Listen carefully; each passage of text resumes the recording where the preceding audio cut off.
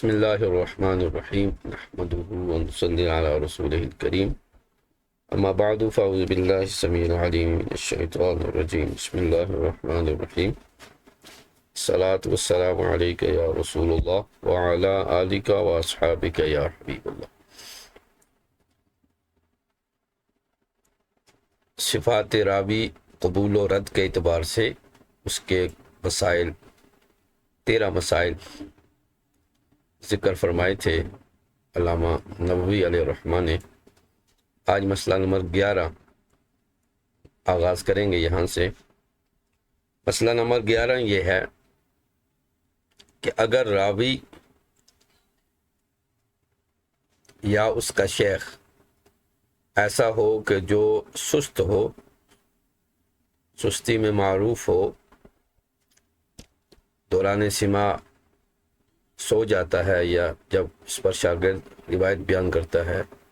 تو وہ نیند کے عالم میں ہوتا ہے، یا اس کی حدیث جو ہے وہ کسی مصحح،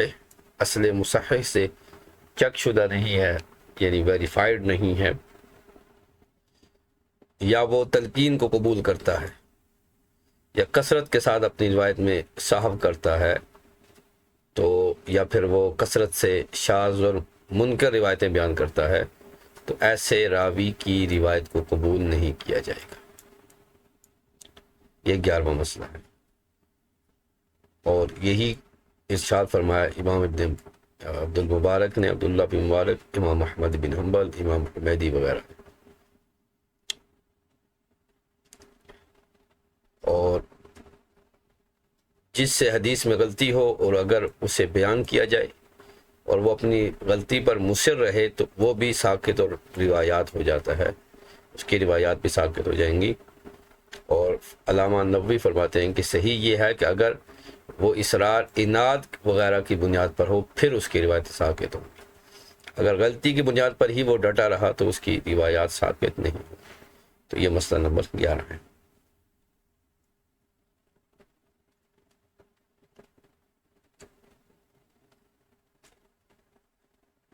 آغاز کرتے ہیں۔ الحادیۃ عشرہ 11واں مسئلہ، لا تقبل روایت من عرف بالتساہل فی سماعہ او اسماعہ، کہ اس شخص کی روایت کو قبول نہیں کیا جائے گا جو سستی کے ساتھ، تساہل کے ساتھ معروف ہو سماع حدیث میں یا اسماع کے وقت، یا خود سن رہا ہو یا کوئی اس پر حدیث سنا رہا ہو، یعنی وہ شیخ ہو یا شاگرد ہو، سماع حدیث کے وقت جو سستی کرے گا، سستی میں معروف ہوگا، اس کی روایت کو قبول نہیں کیا جائے۔ اس کی مثال دیتے ہیں، کمن لا یبالی بالنوم فی السماع، جیسا کہ جو شخص سماع حدیث کے وقت سو جائے، تو ایسے شخص کی روایت کو قبول نہیں کیا جائے۔ جیسے کوئی شخص سماع حدیث کے وقت سونے کی پرواہ نہ کرے، تو سماع حدیث، شیخ حدیث سنا رہا ہے، شاگرد سو گیا، یا شاگرد استاد پر حدیث پڑھ رہا ہے اور استاد سو گیا، تو جسے سماع حدیث میں نیند کی جو ہے وہ پرواہ نہ ہو، ٹھیک ہے، سونے میں حرج محسوس نہ کرے، تو ایسے شخص کی روایت قبول نہیں کی جائے گی۔ او یحدث لا من اصل مصحح، یا وہ حدیث ایسی کتاب سے بیان کرے جو تصحیح شدہ نہیں ہے، جس کی تصحیح نہیں کی گئی، جس کو چیک نہیں کیا گیا، ٹھیک ہے۔ اس وقت جو نسخے ہوتے تھے، لکھے جاتے تھے، تو انہیں اصل نسخے سے تصحیح ان کی کرائی جاتی تھی، انہیں ویریفائی کیا جاتا تھا۔ تو اب کوئی ایسی کتاب سے روایت بیان کر رہا ہے کہ جس کی تصحیح نہیں کی گئی، تو اس کی روایت بھی قبول نہیں کی جائے گی۔ او عرفا، یا پھر فرماتے ہیں کہ یا وہ شخص معروف ہو جائے بقبول تلقین فی الحدیث، حدیث میں تلقین یعنی لقمہ لینے میں معروف ہو جائے، کہ اگر وہ حدیث پڑھ رہا ہے اور کسی آدمی نے اسے لقمہ دے دیا کہ نہیں ایسے ہے، تو وہ اسی کو لے لے، ٹھیک ہے نا، اس میں نہ سوچے کہ میں صحیح پڑھ رہا ہوں، بلکہ وہ جو تلقین کرنے والا ملقن ہے اس کی تلقین کو لے لے، تو اب تلقین حدیث لینے والا راوی بھی ضعیف قرار پائے گا، اس کی روایت کو قبول نہیں کیا جائے گا۔ او کثرت صاحب فی روایتی، یا وہ اپنی روایت میں کثرت کے ساتھ بھول جائے، اذا لم یحدث من اصل،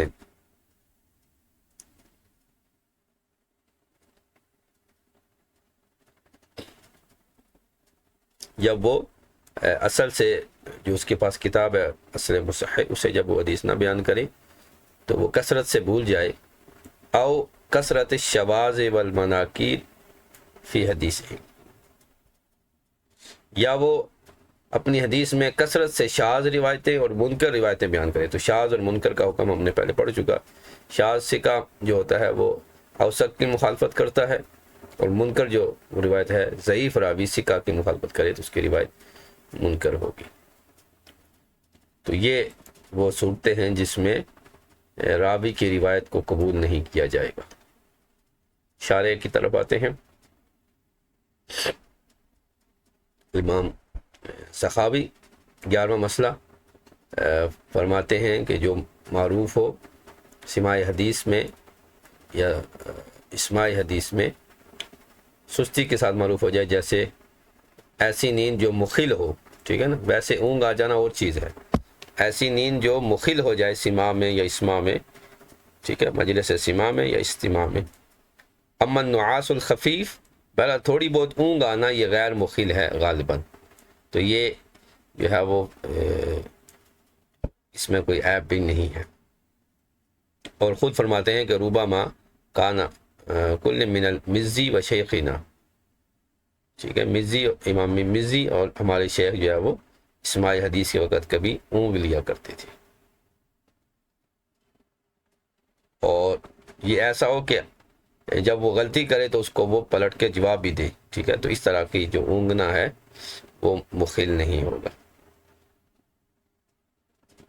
پر بہت زیادہ اگر ہے کہ اسے یاد ہی نہیں کہ یہ کیا پڑھ چکا ہے یا کیا پڑھ رہا ہے، تو یا استاد نے کیا سنایا، تو یہ نہیں ہے۔ اب یہ یہاں پر یہ اس کو نقل کیا امام ابن کثیر سے۔ حافظ ابن کثیر جو ہیں یہ شاگرد ہیں امام مزی کے، صاحب تہذیب الکمال کے شاگرد ہیں، تو ان سے یہ روایت کرتے ہیں کہ وہ ابن کثیر نے اختصار علوم الحدیث میں اس بات کو لکھا کہ ہمارے شیخ کبھی کبھار سماع حدیث جب ان پر حدیث پڑھی جاتی تو وہ کبھی کبھار اونگ لیا کرتے، تو محض اونگنا جو ہے وہ مخل نہیں ہے۔ نیند، ایسی نیند جو مخل ہو تو وہ ممنوع ہے۔ یا پھر ایسی کتاب سے وہ حدیث بیان کرے جس کی تصحیح نہیں کی گئی، ٹھیک ہے، یا وہ تلقین میں معروف ہو، یعنی تلقین سے مراد باطل ہے، یعنی کوئی بھی غلط لقمہ دے دے اس کو بھی لے دے، تو گویا کہ وہ بچے کی طرح ہے جو استاد کے پاس ہر تلقین قبول کرتا ہے، تو یہ راوی بھی ایسے ہی ہے جو بچے کی طرح ہے۔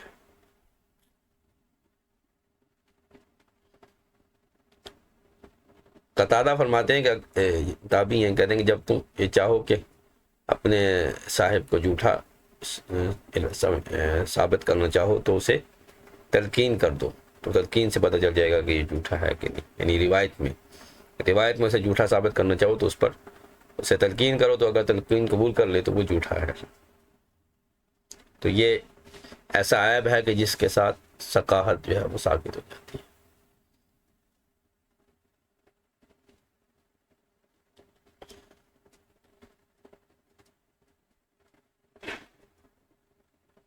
سماک بن حرب کے بارے میں امام نسائی نے فرمایا کہ وہ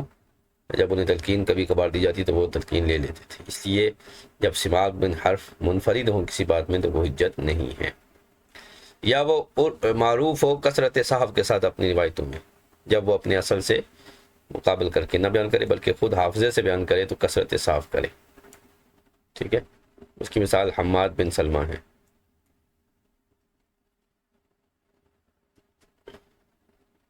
کہ ان سے یہ ہوا ہے کہ جب وہ حفظ بیان کرتے تو ان سے یہ معاملہ ہو جاتا۔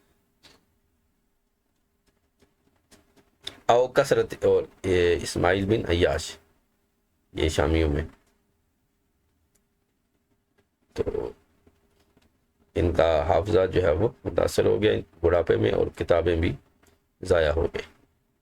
یا کثرت شاذ روایت کرے یا منکر روایتیں کرے۔ اسی لیے امام شعبہ بن حجاج نے فرمایا کہ تمہارے پاس حدیث شاذ نہیں رہے گا مگر وہ آدمی جو خود شاذ ہوگا۔ تو یہ چیز جو ہے وہ شاذ روایتیں کثرت سے کرنا اور منکر روایتیں کرنا، یہ راوی کے ثقافت اور ضبط کو ختم کر دے۔ تو ابن مبارک، احمد ابن حنبل اور امام حمیدی جو عبداللہ بن زبیر شیخ بخاری ہیں، اور ان کے علاوہ دیگر ائمہ شعبہ وغیرہ نے فرمایا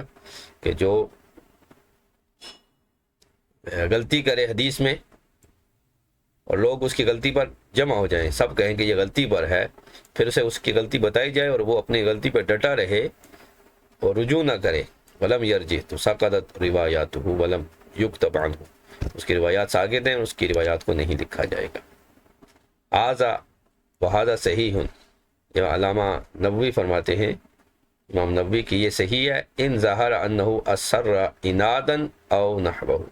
کہ یہ اصرار اس نے عناد وغیرہ کی بنیاد پر کیا ہے تو اس کی روایتیں ثابت ہوں گی، عناد یا جہل کی وجہ سے، ٹھیک ہے، جہل کی وجہ سے بطریق اولا اس کی یہ عدالت ثابت ہو جائے گی، کیونکہ اب جہل کے ساتھ انکار حق بھی جو ہے وہ مل چکا۔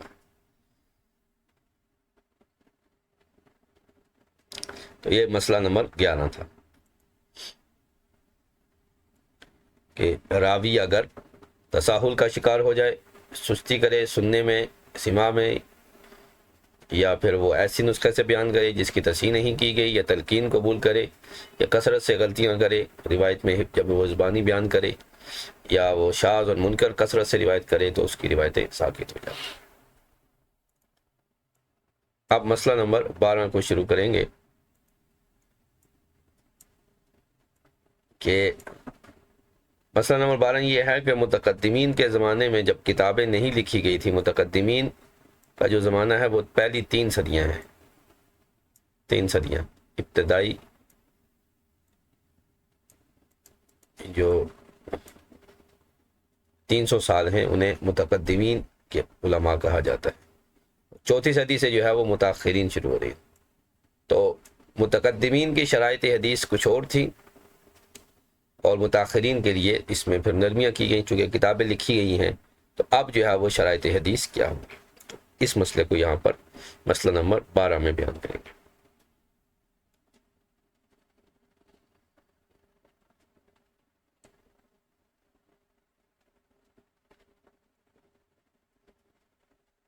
طریقہ تدریس میں متقدمین اور متاخرین کا کیا اختلاف ہے، کیا فرق ہے، اس کا حکم کیا ہے۔ الثانیۃ عشرۃ، 12واں مسئلہ، اعرض الناس هذه الازمان عن اعتبار مجموع شروط المذکورۃ۔ 12واں مسئلہ یہ ہے کہ اس زمانے میں لوگوں نے مجموعہ شروط کے اعتبار سے اعراض کیا ہے۔ اعرض الناس، لوگوں نے اعراض کیا ہے اس زمانے میں جو مذکورہ شرائط تھیں ان کے مجموعے کے اعتبار سے۔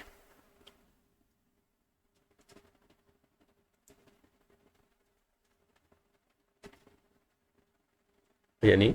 شاعر کہہ رہے ہیں کہ اعراض سے مراد، لوگوں سے مراد محدثین ہیں، یعنی متاخرین زمانے میں وہ جو شرائط مذکور تھیں جو طالب اور شیخ کے بارے میں گزر چکی ہیں، ٹھیک ہے، ان کی قید نہیں لگائی تاکہ معاملہ مشکل نہ ہو جائے اور اس کو پورا کرنا متعذر نہ ہو جائے، اس لیے وہ جو شرائط مذکور تھیں شیخ اور طالب کے لیے، ان کے ساتھ آج کے زمانے میں وہ قیودات نہیں لگائیں۔ لقون المقصود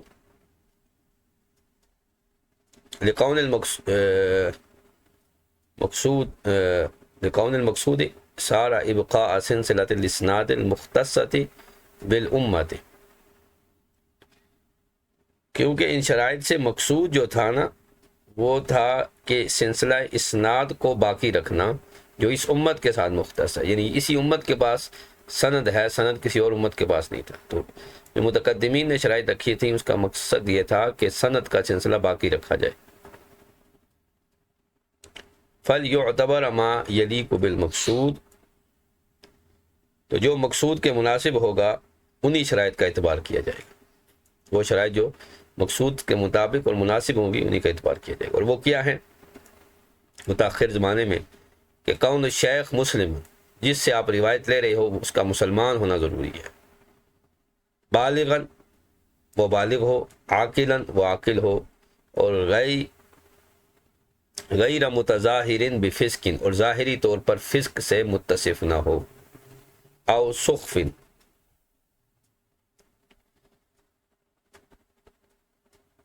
یا ایسی حرکتیں نہ کرتا ہو جو مروت کے خلاف ہیں۔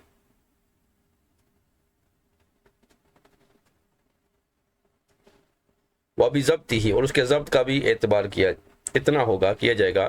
کہ بوجود سماعہ مثبتا بخط غیر متہم، کہ اس کا سماع ثابت ہو ایسے خط کے ساتھ جو متہم نہ ہو، جس پر کوئی اعتراض نہ کیا گیا ہو، ایسے خط کے ساتھ اس کا سماع ثابت ہے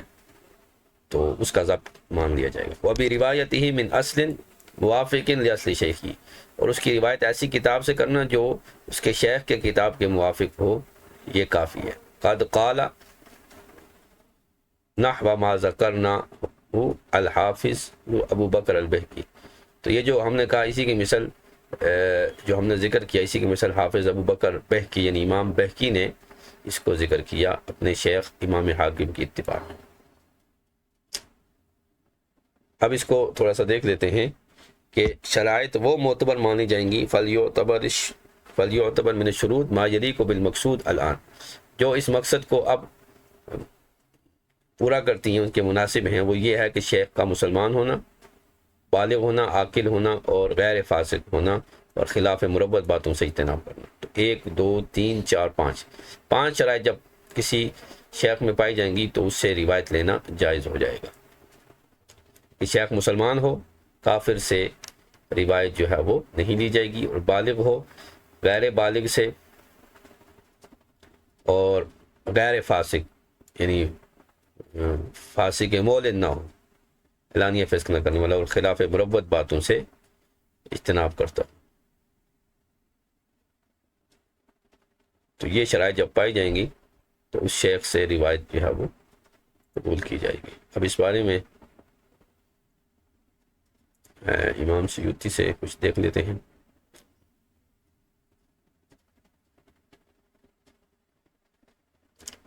خلاف مروت باتیں جو اس کی عدالت میں خلل ڈالیں ان کو بھی چھوڑتا۔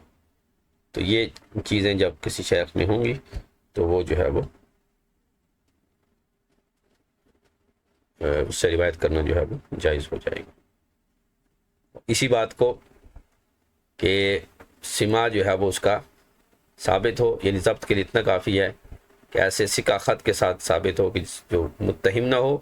اور اس کی روایت ایسی اصل صحیح سے ہو جو اس کے شیخ کے موافق ہو، اور اسی بات کو امام بہقی نے روایت کیا ہے۔ تو فرماتے ہیں یہ ان کی عبارت ہے کہ سماع میں ہمارے زمانے کے بعض محدثین نے وسعت دی ہے، الذین لا یحفظون حدیثہم ولا یحسنون قراءتہ من کتبہم، وہ لوگ جو صحیح طرح سے حدیث کو یاد بھی نہیں رکھ سکتے اور نہ اسے اچھی طرح سے پڑھ سکتے ہیں اپنی کتابوں سے، ولا یعرفون ما یقرأ علیہم بعد ان یکون قراءت علیہم من اصل سماع، اور نہ وہ پہچانتے ہیں جو ان پر پڑھا گیا بعد اس کے کہ ان پر جو قرات کی گئی وہ من اصل سماع، وذالک لتدوین الحدیث، پھر بھی ان سے روایت جائز ہے اس لیے کہ تدوین احادیث جو ہے وہ کتب کی صورت میں ہو چکی ہے، لہذا قال فمن جاء اليوم بحدیث لا یوجد عند جمیعہم لا یقبل، لہذا جب کتابیں حدیث کی لکھی جا چکی ہیں تو اب اگر کوئی شخص کوئی ایسی حدیث لائے گا جو کسی یہاں نہیں پائی جاتی تو اس کی روایت کو قبول نہیں کیا جاتا، یعنی کتب حدیث میں ایسی روایت نہیں پائی جاتی تو لا یقبل منہ۔ اور ومن جاء بحدیث معروف عندہم فالذی یرویہ لا ینفرد، یہ روایت ہے،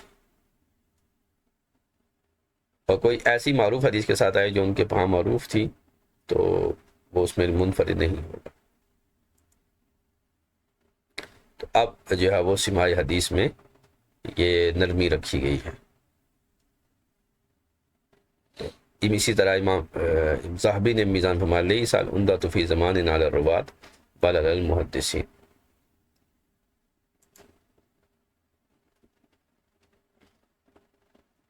تو یہ مسئلہ نمبر 12 ہے کہ اگر وہ روایت جو ہے وہ ایسی کتاب سے کرے جو غیر متہم خط کے ساتھ ثابت ہو، یا اس کی روایت جو ہے اس کے شیخ کی اصل کے موافق ہو، تو اس کی روایت کو قبول کیا جائے گا، اور امام بہقی نے اس کو ایسے ہی ذکر کیا۔ تو یہ دو مسئلے آج ہم نے پڑھے، ایک یہ کہ اس راوی کی روایت کو قبول نہیں کیا جائے گا جو تساہل کے ساتھ معروف ہو، منکر روایتیں کرے، شاذ کرے، کثرت کے ساتھ صحب کرے، تلقین کو قبول کرے، یا ایسی ایک کتاب سے بیان کرے جس کی تصحیح نہیں کی گئی، اور جو حدیث میں غلطی کرے اور اسے بیان کیا جائے اور اس غلطی کو قبول نہ کرے اور مصر رہے، تو اس کی بھی روایات کو قبول نہیں کیا جائے گا، جبکہ اس نے عناد یا جہالت کی بنا پر ایسا کیا۔ اور متاخرین نے سماع حدیث کے اور روایت حدیث کے انداز کو اس میں نرمی کی، اور جو ہے وہ روایت حدیث کے لیے شیخ کا مسلمان ہونا، بالغ ہونا، عاقل ہونا، اور غیر فاسق ہونا، فاسق مولد نہ ہونا، اور خلاف مربت باتیں نہ کرنا، یہ شرائط جو ہے وہ شیخ کے لیے رکھی ہیں کہ جو ایسا متصف ہو ان اوصاف کے ساتھ تو وہ حدیث کا شیخ ہو سکتا ہے، اور اس سے روایت حدیث کرنی جائز ہے۔ مسئلہ نمبر 13 جو ہے وہ آخری ہے اس کا، وہ اسماء الرجال کے متعلق ہے، جرح و تعدیل کے الفاظ، وہ انشاءاللہ اگلی کلاس میں اس کا آغاز کریں۔